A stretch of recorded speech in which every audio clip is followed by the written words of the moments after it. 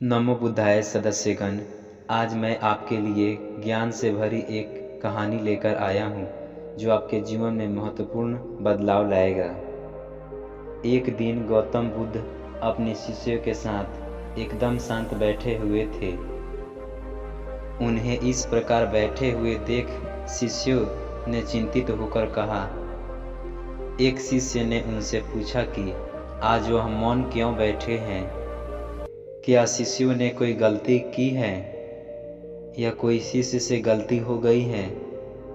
इसी बीच एक अन्य शिष्य ने पूछा कि क्या वह अस्वस्थ हैं? पर बुद्ध मौन रहे। तभी कुछ दूर खड़ा व्यक्ति जोर से चिल्लाया, आज मुझे सभा में बैठने की अनुमति क्यों नहीं दी गई है? बुद्ध आंखें बंद करके ध्यान मग्न हो गए। वह व्यक्ति फिर से चिल्लाया, मुझे प्रवेश की अनुमति क्यों नहीं मिली? इसी बीच एक उदार शिष्य ने उसका पक्ष लेते हुए कहा कि उसे सभा में आने की अनुमति प्रदान की जाए। बुद्ध ने आंखें खोली और बोले, नहीं, वह अछूत है, उसे आज्ञा नहीं दी जा सकती। यह सुनकर शिष्यों को बड़ा आश्चर्य हुआ।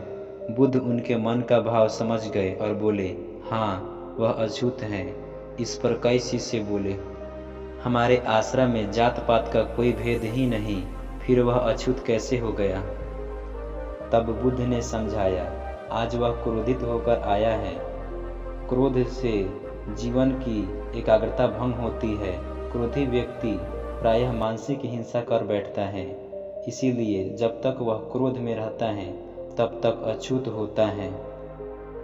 इसलिए उसे कुछ समय एकांत में खड़े रहना चाहिए। क्रोधित शिष्य भी बुद्ध की बातें सुन रहा था। पश्चाताप की अग्नि में तप कर वह समझ चुका था कि अहिंसा ही मनुष्य का महान कर्तव्य व परम धर्म है। वह बुद्ध के चरणों में गिर पड़ा और कभी क्रोध न करने का प्रण लिया। शिक्षा आशय यह है कि क्रोध के कारण व्यक्ति अनर्थ कर बैठता है और पश्चाताप उसके बाद में होता है, जिसका कोई लाभ नहीं मिलता। इसलिए हमें क्रोध नहीं करना चाहिए। असल मायने में क्रोध नहीं करना चाहिए।